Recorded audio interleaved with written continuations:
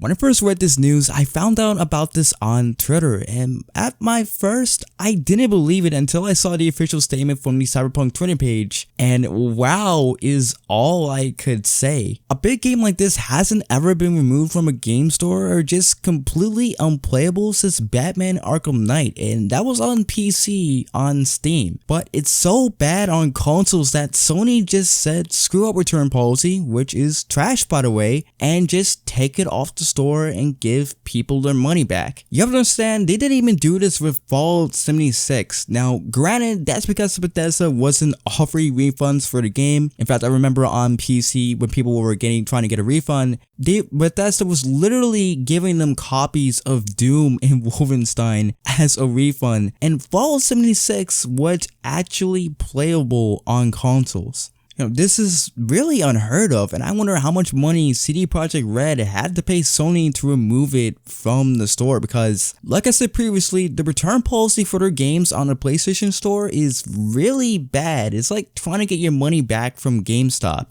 So I wonder if they cut a deal with them, because you have to remember, Sony made a lot of money from the commissions when they sell Cyberpunk 2077 on their store. That's definitely in the millions. And they're not Xbox, where they have unlimited funds, and if they lost on that revenue, it wouldn't matter to them. On top of that, I'm hearing this is a pro-consumer move by Sony. I wouldn't really call it that. It's more like they're probably getting so many refund requests that the PR they would get from denying the refund outweighs the financial gain. And also, Sony was fully aware of how broken this game was. After all, they had to approve it to get sold on their store, so this really makes them about as guilty as CD Projekt Red for agreeing to sell one of the biggest gaming disasters in gaming history. And it's sad that this happened, because after putting in 27 hours into Cyberpunk 2077 on PC, while it isn't the best game in the world, it's not complete trash. It's just in a really bad state right now, which unfortunately, if I'm going to be honest, on Xbox One and PlayStation 4, it isn't ever going to get any better. The game isn't even hitting 30 frames per second at 720p, and you're telling me they're going to fix this by February of next year, which I assume is when the game will be back on the PlayStation Store. I'll have to see it to believe it. And there are just too many things wrong with this game on a fundamental level, like the horrible AI, the broken police system, the empty open world, and the broken loot system, that they won't be able to fix this game while giving it a No Man's Sky level overhaul, which could take years honestly. And honestly, by then people would have lost interest, which is sad that they even bring up No Man's Sky into this equation, but honestly it really is that bad. But CD Projekt Red should have just delayed the game to next year, because it wasn't worth the financial loss that they've accumulated right now, being $1 billion,